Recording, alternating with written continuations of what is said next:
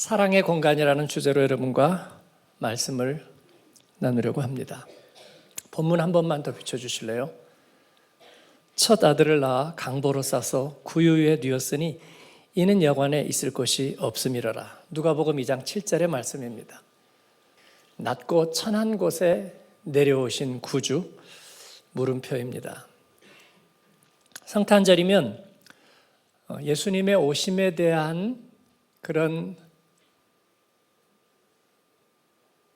설명 중에, 예수님의 오심에 대한 이야기 중에 성경의 이야기 말고 성경에서 하나님이 하늘의 영광을 버리고 우리 가운데 오셨다는 말씀을 하고 계시죠. 하나님과 동등됨을 취할 것으로 여기지 아니하시고 육신의 몸을 입고 오셨다는, 그것을 세상적으로는 이렇게 해석들을 합니다.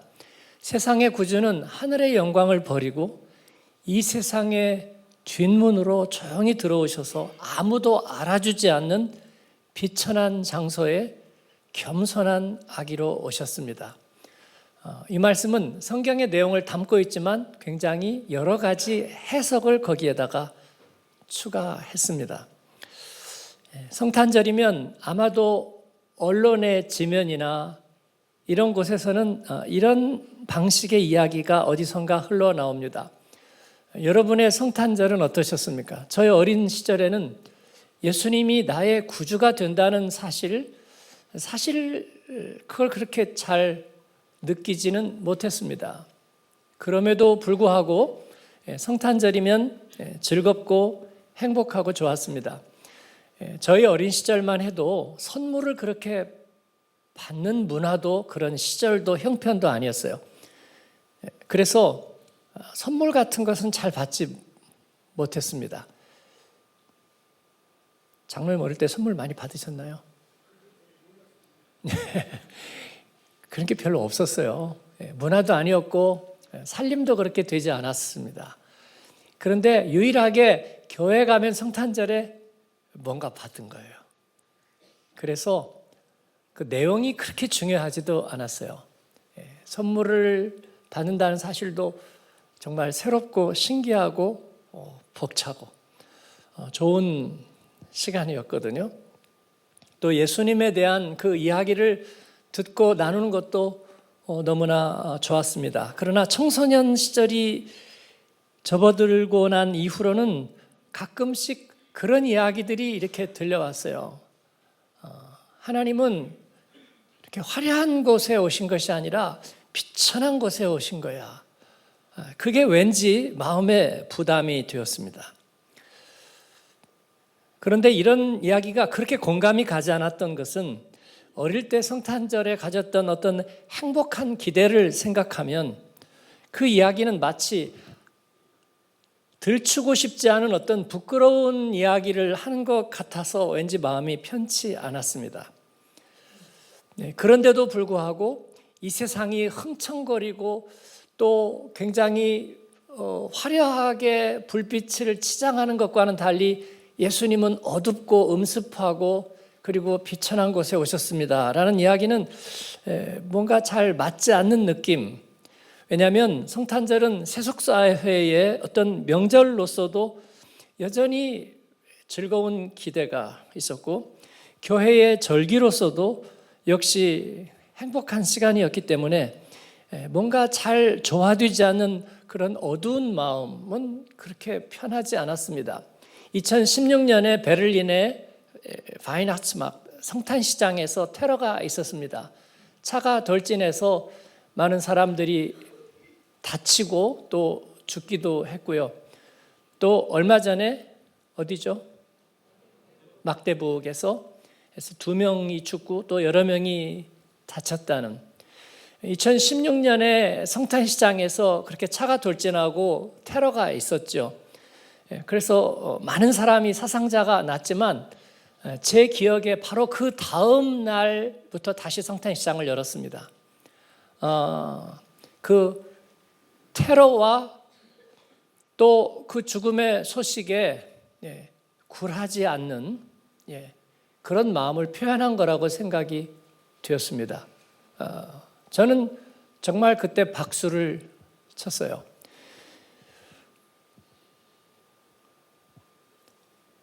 그런 것처럼 우리는 이 성탄절에 행복하고 즐겁고 기쁘고 감사한 기억을 가지고 있습니다. 우리는 어떤 모습으로 이 세속사회 속에서 성탄절을, 예수님의 오심을 맞이해야 될까요? 오늘 말씀 안으로 들어가 보면 이 이야기, 오늘 이 말씀을 기록한 사람은 이방인 의사였던 누가입니다. 그 자신은 예수님을 만난 적이 없습니다. 그러나 아마도 제2차 전도 여행이 이제 무르익어 갈 무렵, 이제 소아시아와 유럽의 경계선인 드로아 항구에서 아마도 복음을 전하는 바울 사도를 만나고 그의 입을 통해서 그 복음을 듣고 그는 뜨겁게 예수님을 체험합니다.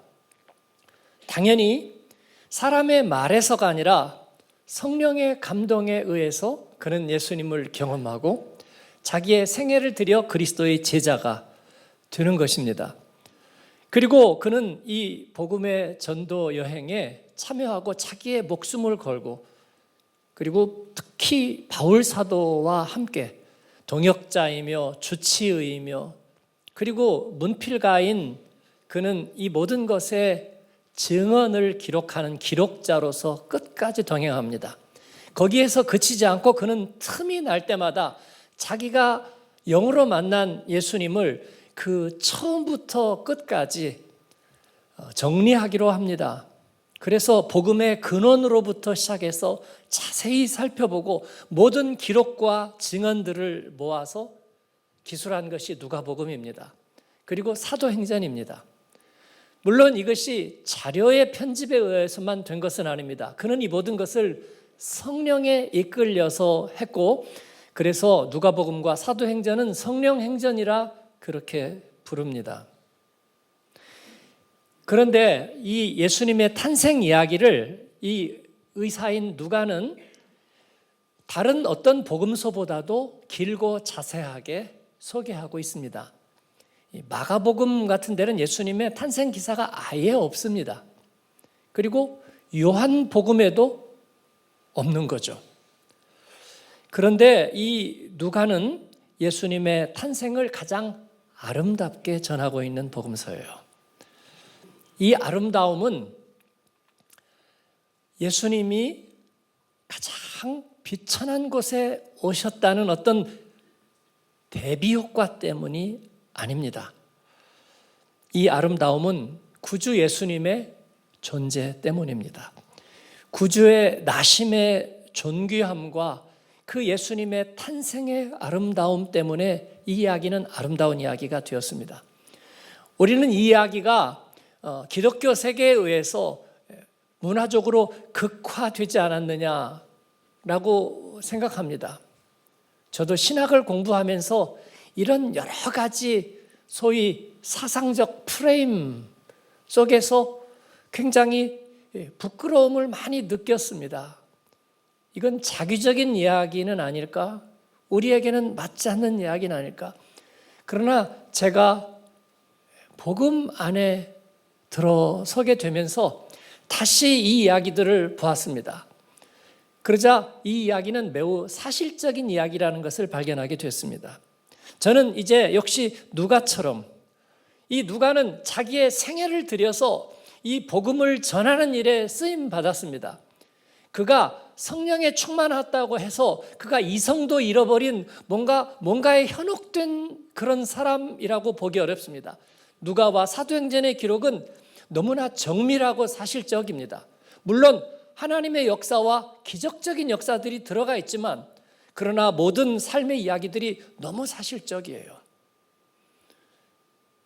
그런 그가 관찰하고 보았던 것처럼 저에게도 이 하나님의 아들이 이 땅에 오신 이야기는 매우 사실적인 이야기로 저에게 다가왔습니다. 오늘 짧지만 그 얘기를 하고 싶습니다. 두 번째 제목은 구유에 뉘어있는 아기를 보리니. 갈릴리 지방 나사렛에 살던 요셉과 마리아는 원래 출신이 베들레헴입니다. 다윗의 후손이죠. 그런데 로마 황제 아우구스투스의 식민지 전체에 대한 호구조사 명령, 그래서 자기의 허적지에 가서 등록하라는 명령 때문에 그들은 고향이면서 아마도 한 번도 가보지 않았을 베들레헴으로 여행을 하는 것입니다. 이미 마리아는 성령의 잉태로 아이를 가졌습니다. 그래서 오늘 누가가 얘기한 대로 첫 아들을 이제 낳아야 되는 상태에 있었습니다. 캐톨릭 교회는 첫 아들을 유일한 아들로 해석하는데 프로토코커스라는 그 언어는 분명히 첫 번째 아들입니다. 캐톨릭 교회를 그렇게 비판할 생각은 저는 없습니다. 그러나 캐톨릭 교회가 이것을 유일한 아들이라고 번역한 이유는 아마도 그의 어머니 마리아를 신성화하기 때문이라고 생각됩니다. 마리아의 덕성과 또 그녀의 순종은 정말 놀랄 만한 것이지만 그러나 그녀는 한 인간이었고 인간으로 머물러 있습니다. 예수님을 성령의 능력으로 잉태했지만 그 다음 예수님의 형제들은 마리아의 육신의 관계를 통해서 낳았습니다. 그래서 예수님은 첫 번째 아들이 되는 것입니다. 그 아이를 이제 베들레헴을 여행하면서 낳아야 되었습니다. 그런데 요한복음 1장 11절에 자기 땅에 오매 자기 백성이 영접하지 아니하였으니 라는 말씀은 베들레헴 사람들이 예수님을 의도적으로 배척했다는 뜻은 아닙니다. 이 땅의 사람들이 그렇게 구약 성경에서 예언했던 메시아 그리스도가 오셨으나 알아보지 못했다. 그들은 이 세상 속에 세속화되어 있었다. 그 말씀을 하려는 것이죠. 베들레헴에는 그런데 숙소에 자리가 없었습니다. 그것은 어쩔 수가 없는 일이었어요. 제가 한마음교회 오기 전이었습니다. 유학하던 시절에 한국에서 오신 목사님과 함께 차로 여행을 갔는데 쭈리시를 들렀어요. 원래 예정이 아니었는데 쭈리를 지나면서 거기서 하루를 자기로 했어요. 그래서 예약을 못했습니다. 쭈리시는 유럽에서도 굉장히 큰 도시이죠.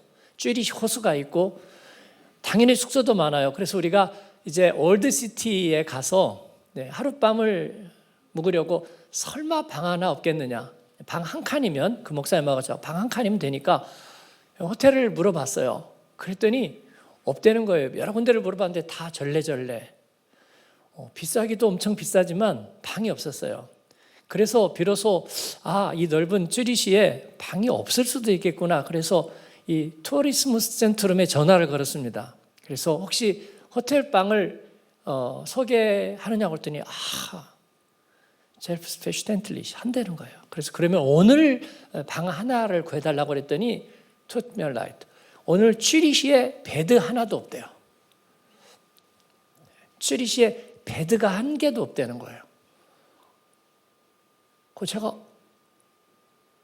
정말 그랬더니 국제 행사들이 자주 있기 때문에 그런 게 있는 날은 쭈리시 전체에 베드가 없다는 거예요. 그럴 수도 있겠구나. 쭈리시가 저희를 배척한 것은 아니에요. 일부러 아시아인이라고 차별해서 없다고 한 게 아니고요. 그냥 베드가 없는 거예요. 그럼 어떻게 하면 되느냐 그랬더니 좋은 질문이라고. 그러면서 10km쯤 밖으로 나가면 쭈리시 호숫가를 따라서 가면 그쪽에 쭉 호텔들이 있는데 한 10km쯤 나가면 방이 있을 거라고. 그래서 저는 이제 순종을 잘하기 때문에 정말 10km를 갔습니다. 가가지고 물었더니 정말 거기도 방이 별로 없더라고요. 그래서 간신히 하루를 묵은 적이 있습니다. 베들레헴은 훨씬 작은 동네입니다. 그렇기 때문에 그곳에 여관이 없었습니다. 이로 인해서 마리아와 요셉이 그렇게 슬퍼한 것 같지는 않습니다. 그런데 이제 갑자기 해산의 징조가 나타나기 시작해서 그들은 긴급하게 해산 장소를 찾아야 됐는데, 물론 그들은 부유하지 못했고 평범한 신분이었기 때문에 거기에 맞는 적절한 해산 장소를 찾는 것은 쉽지 않았습니다. 그러나 하나님께서는 그들을 위해서 예비하셨습니다. 무엇을 예비하셨을까요? 마구간과 말구유 먹이통을 예비해 주셨습니다. 아마 아무리 가난하고 또 형편이 좋지 않은 팔레스타인 농부라도 출산을 위해서는 깨끗한 천과 그리고 따뜻한 요람 그리고 뜨거운 물은 준비할 수 있었습니다. 아마도 산파도 주위에서 구할 수 있었을 겁니다. 요셉과 마리아도 당연히 갈릴리 나사렛이라면, 자기 집이라면 충분히 그럴 수 있었을 것입니다. 하지만 여행 중이기 때문에 또 긴급한 출산이기 때문에 그럴 상황과 형편이 되지 못했을 뿐입니다. 진통이 시작되어서 긴급히 해산 장소를 구해야 됐고 다행히 마구간이 있었습니다. 아마 천으로 쌌다는 걸 볼 때 이 천은 가지고 있었던 것 같아요. 노트파를 예상해서 가지고 갔을 것 같습니다. 그래서 그 천으로 엄마의 양수에서 아이를 구해내서 천으로 씻고 그리고 싸서 말구유통 위에 거기에다가 뉘었습니다. 하나님께서 예비하셨습니다. 할렐루야. 출산의 요체는 무엇입니까? 아이의 생명이 양수로부터 엄마의 양수에서 건짐을 받아서 첫 번째 울음을 울고 숨을 쉬고 살아있는지가 관건입니다. 어떤 천으로 어떤 침대에 어떻게 누워있는지, 조산원 전체를 세를 냈는지 아니면 풀장에서 낳는지 그것은 조금도 중요하지 않습니다. 그 아기는 위기를 뚫고 태어나서 천에 쌓여서 엄마 품에 안기고 그리고 구유에 누이게 되었습니다. 출산의 관건은 그 산모가 해산의 고통을 이겨내고 그 모진 고통을 그리고 자기 몸의 모든 것들을 가지고 태어나간 생명을 내어놓고도 살아있는지가 가장 중요한 관건입니다. 저의 큰 누님은 저보다 10살이 위인데 저희 부모님은 6.25 때 피난을 가다가 만삭이 되셨는데 진통이 왔습니다. 그래서 아이를 낳아야 되는데 산파도 없었고 꼭 마리아와 같은 신세였습니다. 그래서 피난을 가고 비어있는 시골집 대창마루에 가서 둘이서 아이를 낳았습니다. 근데 그게 난산이었다고 그럽니다. 저는 알지 못했어요. 그 저의 큰 누님이 60세가 되었을 때 돌아가신 저희 아버님이 자식들에게 편지를 다 쓰셨습니다. 그러면서 너희 큰 누이를 위로해 주어라. 6.25 때 피난을 가다가 긴급하게 빈 집에서 준비 없이 아이를 낳게 됐는데 그게 난산이었다고. 그래서 아마 살아나지 못할 것을 염려했는데 하나님께서 구해주셨다고. 그리고 나서 60년의 세월을 살 수 있게 한 것이 하나님의 은혜라고 그러면서 너의 누이를 축하하고 위로해 주어라. 그런 편지를 받은 적이 있습니다. 하나님은 이 세상의 구주의 생명을 태어나게 하셨습니다. 그리고 거기에는 어떤 부족함도 없었습니다. 어떤 아쉬움도 원망도 없었습니다. 어떤 슬픔도 없었습니다. 그 헤롯의 왕궁에서의 탄생이든지 그 어떤 것들을 다 비교함으로 누구를 부끄럽게 만들 수도 없었습니다. 그 자체로 완벽합니다. 놀라운 것은 누가복음은 아기 예수가 그 말 먹이통에 구유에 뉘었다는 사실을 3번이나 얘기한다는 사실이에요. 첫 번째는 오늘 우리가 읽은 말씀입니다. 출산을 위해서 여관에 있을 곳이 없어서 구유의 아이를 받아 누였다는 사실보도 첫 번째. 두 번째는 천사들이 이 소식을 목자들에게 알리는 공식 보도자료. 너희를 위하여 구유의 구주가 나셨다. 구유에 누워있는 아기를 너희가 보게 되리라는 말씀. 세 번째는 이 얘기를 들은 목자들이 서로에게 말하며 빨리 가서 구유에 누인 구주를 만나자고 말하는 내용입니다. 여러분, 이것은 좋은 소식입니다. 첫 번째는 서글픈 소식이었는데 점차 좋은 소식이 되었을까요? 그렇지 않습니다. 제가 읽은 가장 극적인 표현은 세상의 뒷문으로 소리 없이 들어왔다는 표현이었어요. 아마 신학생 때 읽은 이야기 같았어요. 왠지 그 이야기에는 분노가 서려 있는 것 같기도 하고 뭔가가 그런 것 같았어요. 한때 실존주의 문학가들이 내세운 카피에는 피투성이라는 말이 있습니다. 게보르페나이트, 내 던져졌다는 뜻이에요. 자기의 의지와 관계없이 내 던져졌다. 하나님의 아들은 이 세상에 비천한 모습으로 내 던져진 것일까요? 천만에 그렇지 않습니다. 세상에서 화려하고 부유한 사람의 탄생을 비우는 것처럼 하나님의 아들은 겸손하고 비천하게 오셨다고요? 그런 이야기는 전혀 없습니다. 이것은 굉장히 사실적인 이야기일 뿐입니다. 이 세상 속에서 평범한 신분의 그들이 하필이면 만삭일 때의 여행 중에 있을 곳이 없었으나 그러나 그들은 천을 가지고 있었고 또 그리고 마국간에 공간을 얻을 수 있었습니다. 그리고 생명은 탄생했고 그것을 하늘의 천군과 천사들은 조금도 부끄러워하지 않았고 그리고 목자들도 부끄러워하지 않았고 예수님의 모친과 아버지도 육신의 아버지도 조금도 부끄러워하지 않았습니다. 저와 여러분도 부끄러워하지 않습니다. 왜냐하면 예수님을 영접한 우리는 우리의 내면은 그 마국간보다 더 낫지 못하기 때문입니다.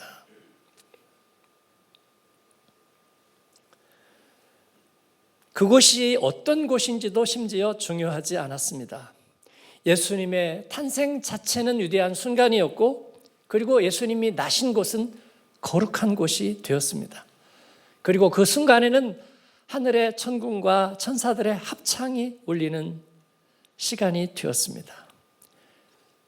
그 생명을 하나님께서 보내셨고 하나님은 이 모든 것을 예비하셨습니다. 구유에 놓이신 구주는 비천한 표현이 아니라 영광의 표현이 되었습니다. 할렐루야. 나의 구주 예수님, 나의 사랑 안에 머무소서. 우리 인생에는 여러분 얼마만큼의 시간과 공간이 필요할까요? 하나님이 우리에게 주신 생명의 값을 우리가 다 하기 위해서 그 가치를 이루며 사랑하며 사는데 우리는 얼마만큼의 시간과 공간이 필요할까요, 여러분? 예수님의 탄생과 생애는 우리의 이 질문에 답을 주십니다. 마리아에게는 출산의 시간이 필요했을 뿐입니다. 늦지도 빠르지도 않은 출산의 시간이 필요했을 뿐입니다. 하나님은 그 시간을 주셨습니다. 그녀에게는 얼마만큼의 공간이 필요했을까요? 생명을 잉태하고 낳기 위해서 얼마만큼의 공간이 필요했을까요? 그렇게 많은 공간이 필요하지 않았습니다. 저는 이것을 사랑의 공간이라고 부르고 싶습니다.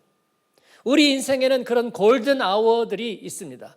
우리에게 꼭 필요한 시간, 예수님을 영접하는 시간, 우리들의 삶의 전환점이 되는, 우리들의 비천하고 비통했던 슬픔의 시간을 행복하고 희망찬 비전의 순간으로 바꾸는 그 레버리지를 통해서 바꿔내는 시간이 필요합니다.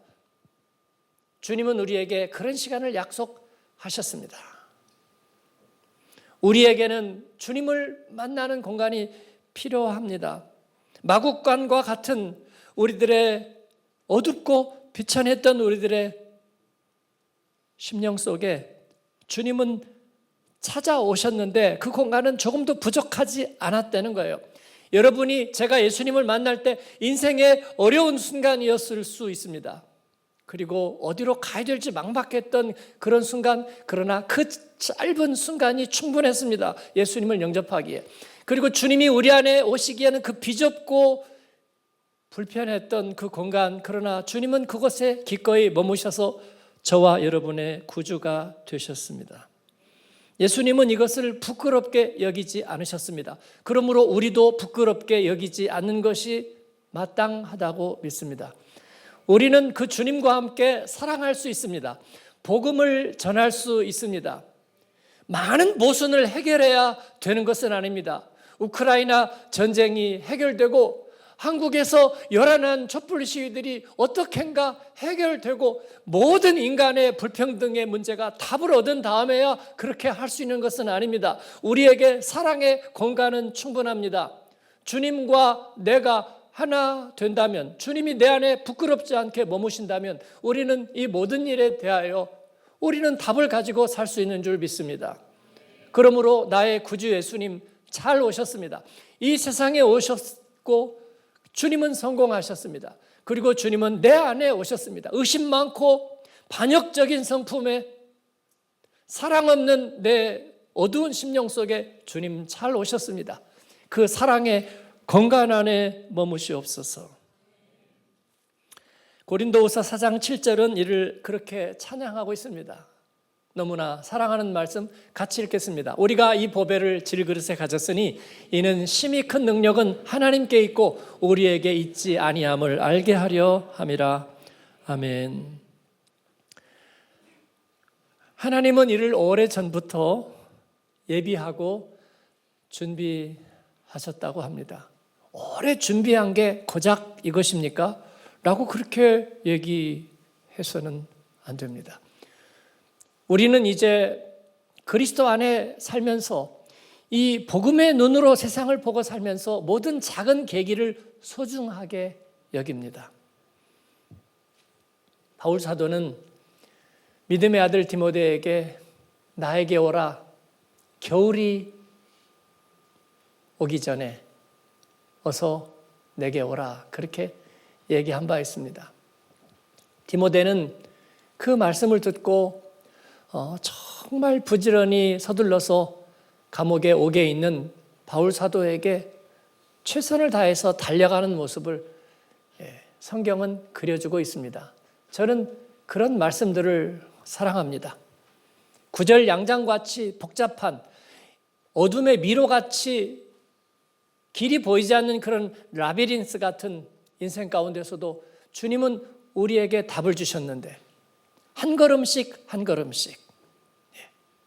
여러분 요즘 챗 GPT도 잘 쓰려면은 그 말을 써야 된대요. 스텝 바이 스텝. 그게 매직 워드래요. 그렇습니다.